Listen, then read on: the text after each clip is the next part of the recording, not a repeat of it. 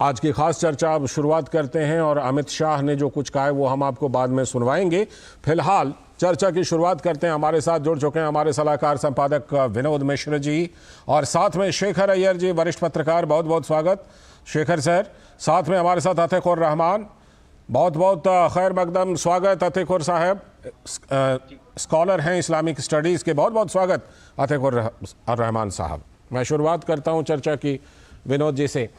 विनोद जी, आतंकवाद का कितना पीड़ित रहा है भारत? आतंकवाद को लेकर के भारत ने वैश्विक मंचों पर कहां कहां बात नहीं उठाई होगी, और आज हमारे कुछ नेता चाहते हैं कि हम आतंकवाद पर चुप हो जाएं, कुछ ना बोलें। जिस भारत ने, जिस प्रधानमंत्री नरेंद्र मोदी ने संयुक्त राष्ट्र संघ तक, महासभा तक जाकर के ये बात उठाई, आज ये नेता चाहते हैं कि हम आतंकवाद पर चुप्पी साध लें और आतंकियों का समर्थन करें। क्या ये संभव है? क्या आज के भारत के लिए ये संभव है, जो पीड़ित रहा है, जो घायल रहा है, जिसको हजारों कट्स दिए हैं आतंकवाद ने? विनोद जी। जी, मैं आपके रिपोर्ट से आता हूं। आपने बहुत भावनात्मक सवाल पूछा है और मुझे लगता है कि इसका पहले जवाब देना चाहिए। शरद पवार इस देश के पूर्व रक्षा मंत्री रहे हैं, कई बार जो है महाराष्ट्र के मुख्यमंत्री रहे हैं, और उनका ये जो गैर जिम्मेदाराना बयान है उसको भी समझने की ज़रूरत है। और शायद शरद पवार को शायद ये इल्म नहीं होगा कि इस देश में अब तक इस आतंकवादी हमले में कम से कम 50 बेकसूर लोगों की, मासूमों की जानें गई होगी। 60,000 से ज़्यादा सुरक्षा बलों ने शहादत दी होगी इस आतंकवाद के खिलाफ अपनी लड़ाई में। और उस लड़ाई के जो नायक रहे हैं, और शरद पवार भी कभी डिफेंस मिनिस्टर रहे हैं, जब उनके दौर में ये होता होगा, तो क्या कभी उन बेवाओं के घर में, उन विधवाओं के घर में जाके उनसे आतंकवाद के दर्द को समझे? जो लाखों इस देश में ऐसी विधवाएं हैं, बेवाएं हैं, जो इस आतंकवाद के दंश को झेले, या बेकसूर मासूम लोग हैं जो अभी भी विकलांग पड़े हुए हैं जी। इतने देश में, पूरे दुनिया में ये आतंकवाद के इस दंश को नहीं झेला होगा जितना भारत ने झेला है। 1 लाख से ज्यादा इस देश में लोग पीड़ित हुए हैं इस आतंकवादी हमले में। सरहद पार के, या पाकिस्तान से आप सीधे कह लें तो ब्लीडिंग बाय 1000 कट्स का जो पाकिस्तान का जनरल जिया के समय जो पॉलिसी चली थी, उसके दंश को आप इस देश ने झेला है। उसी सरकार में शरद पवार कई बार मंत्री रहे हैं, और उस तरह से ये बेतुके बयान देते हुए वो इसलिए हमास की बात नहीं करते हैं, वो फिलिस्तीन की बात करते हैं, हमास की बात नहीं करते हैं, तो जाहिर सी बात है कि वो हमास का सपोर्ट करते हुए दिखते हैं। फिलिस्तीन और हमास दो अलग चीज है। फिलिस्तीन का यही समझना संघर्ष है, ये संघर्ष को भारत ने हमेशा समर्थन दिया है। भारत का मान्यता देने वाला पहला देश है फिलिस्तीन को, ये बात शरद पवार को भी समझनी चाहिए। लेकिन हमास जैसे आतंकी संगठन जब 5000 रॉकेट दाग के वहां मासूम जो अभी सोए हुए थे, जहां आप देखिए कि वहां एक पार्टी में जो उनका एक नेशनल फेस्टिवल होता है, वहां पार्टी कर रहे हुए लोगों की हलाक कर देते हैं, उनकी जानें ले लेते हैं। इस बड़बड़ कार्रवाई को आप सपोर्ट करते हुए किसी संघर्ष की, फिलिस्तीन के संघर्ष से जोड़ेंगे? ये सीधे सीधे इस बात को बताता है, जब आपने अपनी रिपोर्ट में बता रहे थे कि CWC की आखिर क्या मजबूरी थी कि फिलिस्तीन के लिए अपना एक वो रिजोल्यूशन लाते हुए उसने हमास के बारे में, इस आतंकी हमले के बारे में एक जिक्र तक नहीं किया जी। तो ये स्टैंड लेने की बात है। जब ये देश, भारत, कलपते हुए, बिलखते हुए संयुक्त राष्ट्र से पिछले 20 सालों से ये कह रहा था कि आतंकवाद पे आप अलग अलग चश्मे से नहीं देख सकते हैं, आतंकवाद के कोई भी रूप है उसको आपको निंदा करनी होगी, आतंकवाद की आपको एक परिभाषा देनी होगी, उसको आप अलग अलग परिभाषा में नहीं रख सकते। आज तक संयुक्त राष्ट्र से वो रेजोल्यूशन पास नहीं हुआ है। तो इसमें एक जो स्टैंड है, आप ऋषि सुनक को देखिए, आज अपने सोशल मीडिया एक्स पे जो ट्वीट किया है, और वो इस वेदना को समझे कि पूरी दुनिया ने किस तरह से ये जो हमला है वो एक मानवता के खिलाफ था। जो 7 तारीख के सुबह सुबह में जो एक तरह से प्लान वे में किया गया हमला था इजराइल पे, और उनके सारे जगहों पे जो हमला था हमास का, आप कह रहे हैं कि उसको आप एक तरह से फिलिस्तीन के संघर्ष से जोड़ देंगे। तो ये इन चीजों को लेकर जब आज ऋषि सुनक ट्वीट करते हैं अपने सोशल मीडिया एक्स पे, जब उन्होंने अपनी वेदना व्यक्त की है, तो उन्होंने कहा कि इस दुख के घड़ी में हम इजराइल के साथ हैं, और आतंकवाद की लड़ाई में हम आज भी उसके साथ में हैं और आगे भी रहेंगे। तो दुनिया में ये बात कहने का एक साहस होना चाहिए। ऋषि सुनक को भी वोट की चिंता होगी ब्रिटेन में, वहां भी बहुत आबादी होगी मुसलमानों की। बिल्कुल। तो ये यहाँ पे इंडिया गठबंधन की ऐसी क्या मजबूरी है कि खास करके अभी नई जो नए गठबंधन बन के आए हैं, उसके सारे लोग ये परेशान हैं, क्योंकि भारत के जनमानस में कुछ संगठन ऐसे हैं जो अगर इजराइल के खिलाफ में अगर इस तरह के प्रचार प्रसार में लगे हुए हैं, एक नैरेटिव कर रहे हैं, एक भ्रम फैला रहे हैं। तो जी। वो उनका तर्क सुनिए, वो हमास को कह रहे हैं कि अगर हमास आतंकी है तो इजराइल भी आतंकी है। आप एक देश में आतंकी हमला हुआ है तो ये उसकी अपनी संप्रभुता और उसकी अपनी एक रक्षा करना उसका एक बिल्कुल। दायित्व है। ये बिल्कुल। रिटेलिएशन है इजराइल का। इजराइल ने अभी किसी नागरिकों पे हमला नहीं किया है, वो हमास के ठिकानों पे हमला कर रहा है। तो इन चीजों को समझे बगैर आप अगर उसको एक खांचे में ढाल रहे हैं, हमास और इजराइल को मिला रहे जी। हैं, तो आप बेईमानी कर रहे हैं और आतंकवाद को किसी न किसी रूप में समर्थन दे रहे हैं। ठीक है, मैं लौटता हूं आपके पास और जाऊंगा अतीकुर रहमान साहब के पास भी, लेकिन एक टिप्पणी पहले शेखर सर से ले लेता हूं। शेखर सर, क्या हो गया है? शरद पवार जैसे नेताओं को बड़े बड़े पदों पर रहे हैं, और क्या हो गया है कांग्रेस जैसी पुरानी पार्टी को जो अपने प्रस्ताव में हमास का जिक्र तक नहीं करती? ये कौन सी राजनीतिक मजबूरी है और ये कैसी राजनीति है शेखर सर? लालचंद जी, जो कांग्रेस का पहला जो प्रतिक्रिया आया था अक्टूबर 7 तारीख को, उसमें उन्होंने जो हमास का जो अटैक हुआ था उसको कंडेम किया था जी। लेकिन बाद में जाके जब कांग्रेस वर्किंग कमेटी मीटिंग हुई, जो कहा जा रहा है कि केरला के कांग्रेस नेता उन्होंने ये कहा कि भाई इसमें वामपंथियों ने केरला में एक स्टैंड ले लिया जिसकी वजह से हमें भी मुश्किल हो रहा है। अच्छा। तो हमें ये करना है, हमें भी दिखाना है कि भाई हम फिलिस्तीन के साथ हैं, क्योंकि सीपीएम ज्यादा बोल रहे हैं और ये हमारे चुनावी रणनीति पे असर हो सकता है। इसके बाद जो कहा जा रहा है कि कांग्रेस के वर्किंग कमेटी के जितने बड़े लीडर्स थे, राहुल गांधी, सोनिया गांधी समेत, सब ने ये किया, ठीक है वर्किंग कमेटी में एक वो लाइन डाल दो कि जो वहां पे जो स्थिति है उसकी जड़ पे जाना चाहिए। जब बात थी कि केवल आतंकवाद कंडेम किया गया था, ठीक है, और ये जो माहौल बनाने की जो कोशिश हो रही है, जैसे कि सब जो भारत में जितने भारतीय मुसलमान हैं वो कहीं ना कहीं आतंकवाद के पक्ष में अगर वो मुसलमान हैं, इसीलिए हमास को कंडेम नहीं करें, हमास की अगर हम कुछ बोल दें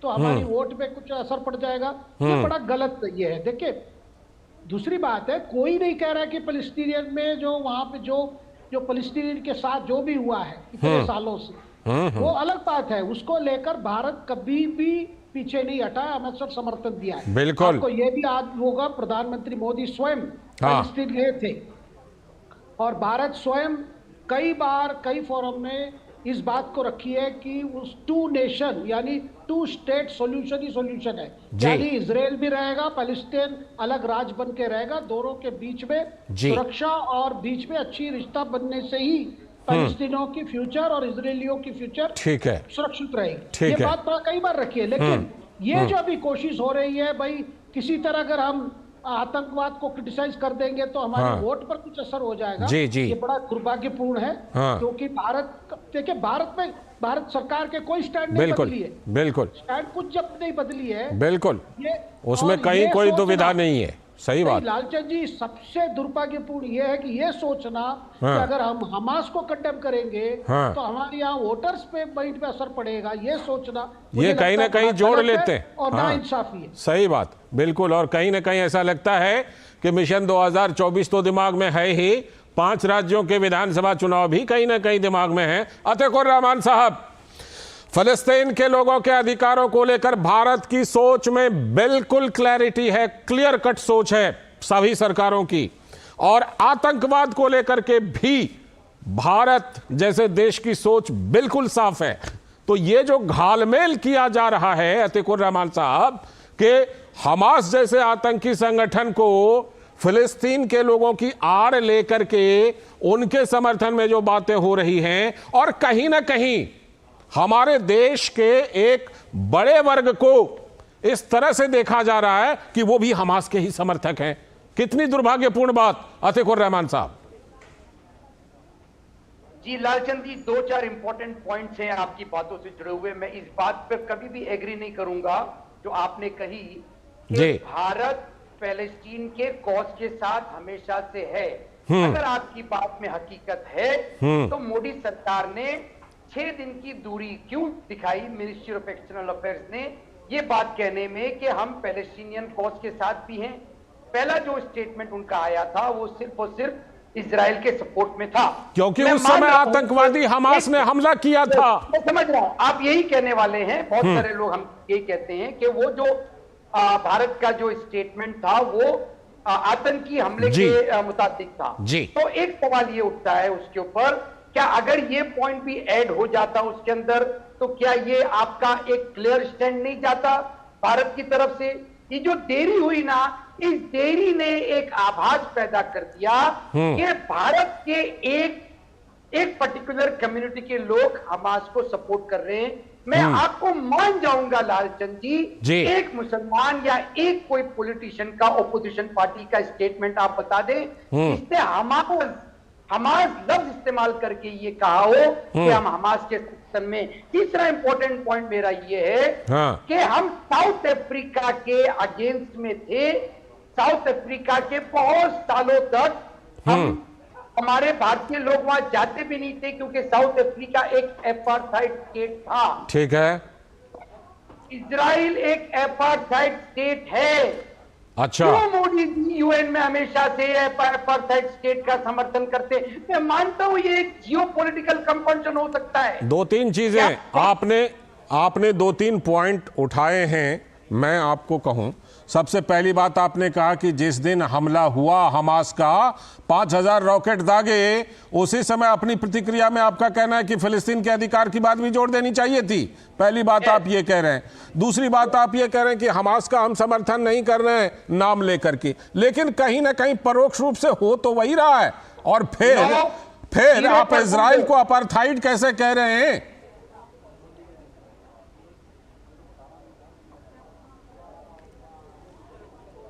आपकी आवाज लगता है नहीं आ रही है। Not at all Lalchand ji support है हमास को। हमास को कोई सपोर्ट नहीं है। हम हमास की तरह से क्रिटिसाइज करते हैं। उसके खिलाफ जो इजराइल एक्शन लेना चाहता है भरपूर एक्शन ले, उसको विद इन आवर्स आप ढा दे, खत्म कर दे। मगर कैसे? हमास की आड़ में अभी जो हमले हो रहे हैं वो सिविलियन पॉपुलेशन पे हो रहे हैं, नॉन कॉम्पिटेंट्स पे हो रहे हैं। अतीकुर रहमान साहब, अगर हमास जो है वो सिविलियन को अपनी ढाल बनाएगा तो कार्रवाई कैसे होगी? तो आप देखते हैं ना कि यहाँ पर भी सिविलियन को ढाल बनाया जाता है। यूएन के तमाम चीजों का आप उसको फिर वायलेट कर रहे हैं। ठीक है, ठीक है, मैं जवाब लेता हूं। विनोद जी, आप सिविलियंस को अलग नहीं कर सकते, हमारे पे हमला करने का कोई राइट नहीं। ठीक है, अब मैं आता हूं आपके पास। और विनोद जी, जो अतीकुर रहमान साहब कह रहे हैं कि भाई आप हमास के नाम पर लोगों पर भी हमले कर रहे हैं, अब सवाल यहां ये उठता है कि अगर मान लीजिए वो ह्यूमन शील्ड बना लेते हैं, लोगों को ढाल बनाते हैं, अगर कुछ लोगों का भी उनको समर्थन है, इजराइल ने तो आह्वान किया ना खुले तौर पर कि आप इन इलाकों को छोड़ करके जाएं, हमें कार्रवाई करनी है हमास आतंकियों पर। उसके बाद भी अगर लोग नहीं जा रहे हैं कुछ लोग, तो इसे क्या समझा जाए? विनोद जी। ठीक है, मैं अतीकुर रहमान का सम्मान करता हूँ, वो विद्वान आदमी है, रिसर्च स्कॉलर हैं, बेशक। लेकिन वो बात वही बोल रहे हैं जो मस्जिदों में कुछ मौलानाएं जो है इस तरह के दुष्प्रचार कर रहे हैं। ये हमें उनसे अपेक्षा नहीं है। वो बहुत विद्वान आदमी है, मैं उनको सलाम करता हूँ। काफ़ी उनके सुलझे हुए विचार होते हैं हम लोगों के साथ डिस्कशन में। इम्पॉर्टेंट ये है कि वो जिस चीज़ को छुपा रहे हैं मैं वो भी बता रहा हूँ। जरूर। सवाल ये है कि वो आप ये बात देख लीजिए, जब इजराइल के खुद इस बात को बार बार इजराइल की तरफ से बयान आया है, ये हमास के खिलाफ जंग है। इजराइल ने अभी तक कभी भी फिलिस्तीन का नाम नहीं लिया। बार बार सही बात तक अतीकुर रहमान साहब शायद जानते होंगे। अगर ये हमास के खिलाफ है और हमास के ठिकानों पे हमला हो रहा है, तो इजराइल के हर हमले के साथ ये चेतावनी जाती है कि सिविलियंस जो है वो वहाँ पे इस इलाके को छोड़ दें। उसको इलाके में रखा कौन है? ये भी एक तरह से नैरेटिव बनाने की कोशिश है जो ईरान की तरफ से या दूसरे कंट्री की तरफ से इस वार में एक अपनी राजनीति की दिख रही है। जो भी दुनिया में जो बटे हुए लोग हैं, सबका अपना अपना इंटरेस्ट है और बेकसूर मारे जा रहे हैं फिलिस्तीन में और इजराइल में। तो वहां बैठे हुए लोग जो इस बात के लिए लोगों को रोक रहे हैं कि यहां से कोई नहीं जाएगा, तो एक तरह से वो ये चाहते हैं कि दुनिया में ये मैसेज जाए कि कल से वो एक तरह से सोशल मीडिया पे दिखाए कि इजराइल के हमले में सारे नागरिक हताहत हो रहे हैं, जबकि आतंकी ठिकानों पे हमले के साथ में इजराइल की चेतावनी आती है। बार बार ये कहा जाता है कि नागरिक यहाँ से छोड़ के जाएं, तो रोक कौन रहा है? तो रोकने वाला उससे बड़ा दोषी है जो इस बात के लिए लोगों को जाने के लिए वहां प्रेरित नहीं कर रहा है। रही बात जो बात ये अभी कर रहे थे, मैं उन्हीं की बात कर रहा हूँ कि देखिए ये घालमेल क्या है। आप कह रहे हैं कि हम हमास का नाम नहीं ले रहे हैं, लेकिन दिक्कत क्या है कि आप हमास की निंदा भी नहीं कर रहे हैं। एक भी ऐसे लोग देखिए, एक ही संगठन देखिए जो आतंकी इस कार्रवाई को, हमास की आतंकी कार्रवाई की निंदा भी की हो, जो ये बात कहे हो कि नहीं इसमें इस मासूमों का और जो बेकसूर लोगों का है उनका ये कत्लेआम नहीं होना चाहिए, रात में सोते हुए लोगों के घरों में घुस के उनको मारने की ऐसी बड़ कार्रवाई की निंदा होनी चाहिए, एक बार भी कहा है?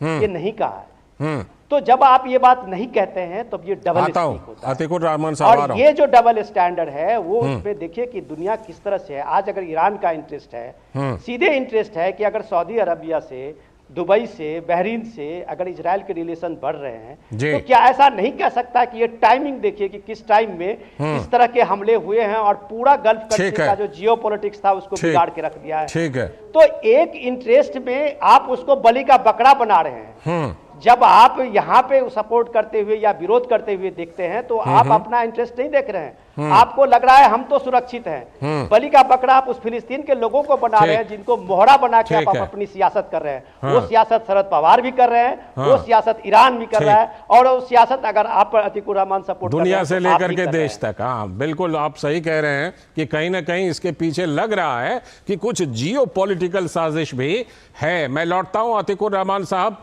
आप प्रतिक्रिया देना चाह रहे थे, पहले आप दे दीजिए, उसके बाद शेखर सर के पास जाऊंगा। ये बताइए कि 90 साल की वृद्धा को, 4 साल की बच्ची को हमास के आतंकवादियों ने उठा लिया, पार्टी करते हुए सिविलियंस को उठा लिया।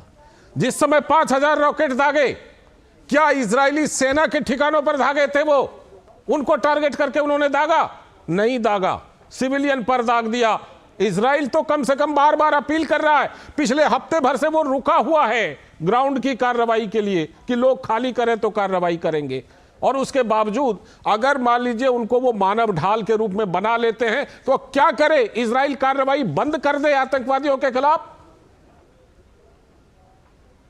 जी लालचंद जी, बहुत इंपॉर्टेंट आपका सवाल है। देखिए मेरी दिक्कत सिर्फ ये है, विनोद जी से भी मैं आग्रह कर रहा हूं जी कि आप इंडिया के, भारत के पॉलिटिशियन से जो मुसलमानों को जोड़ा जा रहा है वो दिक्कत है। ये कौन जोड़ रहा है? शरद पवार, अगर वो सुनिए तो सही लाल जी, कि भाई शरद पवार इस कांग्रेस पार्टी या शरद पवार या कोई भी अन्य पार्टी राज्यों में 5 राज्यों में इलेक्शन है, इस वजह से वो हमास को क्रिटिसाइज नहीं कर रहे हैं क्योंकि मुस्लिम सपोर्ट आतंकवाद के साथ है। मेरा ऑपोजिशन ये है, हम भी वही कह रहे हैं, पर्टिकुलर रिलीजन को जी बोलिए, वही कह रहे हैं ना। हमारी बात आप लोगों तक पहुंचाइए आपके माध्यम से। जी हमास ने जो बर्बरता दिखाई है, इस्लाम उसकी इजाजत नहीं देता है। अल्लाह बहुत सख्ती से उनके साथ, यही बात आनी चाहिए खुलकर मुल्कों को। एग्जैक्टली खुल के उनका होना चाहिए क्रिटिसिज्म। और इजराइल को पूरा बनता है कि जिस तरह से ओसामा बिन लादेन को यूएस से ठिकाने लगा दिया, उस तरह से हमास ठिकाने लगाया जाए। यहां पर मैं आपका शुक्रगुजार हूं जो आपने पैलेस्टीन और हमास को जोड़ा नहीं, दोनों अलग अलग एक एंटिटी। हम बिल्कुल अलग अलग उसको मानकर चल रहे हैं। दिक्कत ये है भाई, ये मानना पड़ेगा, ये यासिर अराफात का पीएलओ नहीं है, ये यासिर अराफात का पीएलओ नहीं है। कोई अगर शांतिपूर्ण लड़ाई लड़े फलस्तीन की, भारत हमेशा उनके साथ है। इनफैक्ट आप महमूद अब्बास का भी बयान देखोगे तो वो भी पैलेस्टीनियंस की सुरक्षा चाहते हैं, हमास की नहीं। बिल्कुल यही होना चाहिए, और यही अपने यहां के भी पॉलिटिशियन को यही बात करनी चाहिए।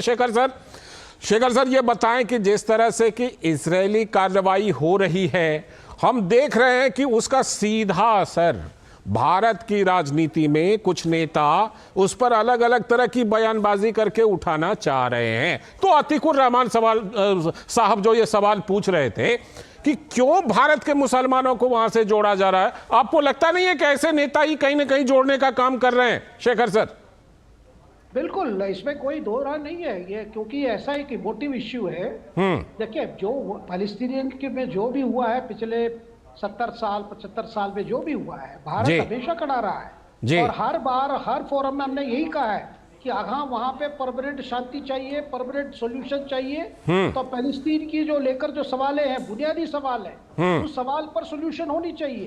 एक अलग सुरक्षित पैलेस्टीन बननी चाहिए, समृद्ध पैलेस्टीनियन बननी चाहिए, ये भारत हमेशा कहा है। लेकिन साथ में आप भी जानते हैं, सब जानते हैं, जो जब भी जैसे जिस तरह की आतंकवाद की जो अटैक हुई है, जी। इससे पैलेस्टीनियन की इंटरेस्ट पर ज्यादा हमला हुआ है।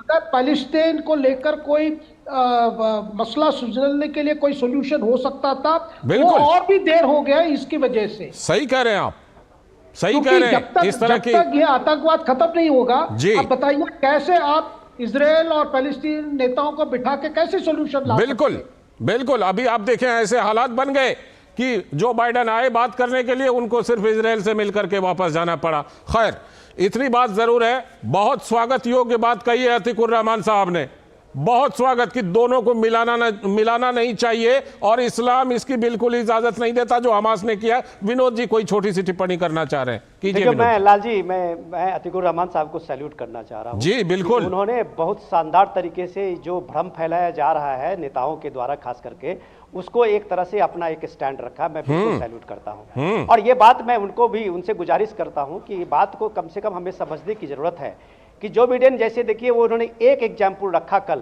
इजराइल में आते हुए।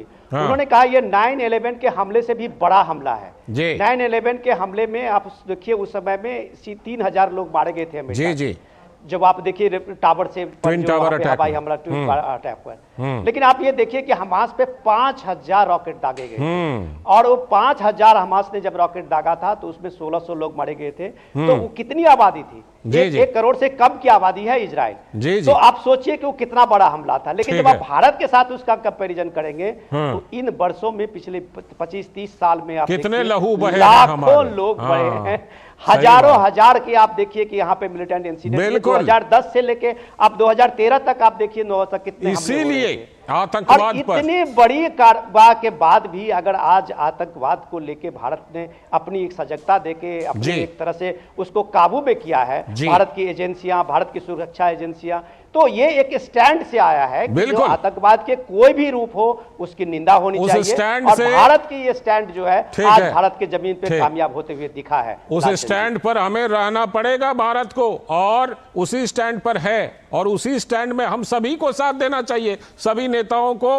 और उसी स्टैंड को लेकर के बहुत अच्छी बात अतीकुर रहमान साहब ने भी रखी है। बहुत बहुत शुक्रिया आज की चर्चा के लिए अतीकुर रहमान साहब, विनोद जी और शेखर सर, आपका भी इस चर्चा में जुड़ने के लिए थैंक यू। वक्त है अभी एक ब्रेक का, और ब्रेक के बाद जब लौटेंगे तो आपको दिखाएंगे कि 5 राज्यों में विधानसभा चुनाव का प्रचार का रंग कैसा है और जो कैंडिडेट की लिस्ट है उसकी क्या हालत है, क्या कुछ दुविधाएं हैं पार्टियों की। बने रहिए डीडी न्यूज के साथ।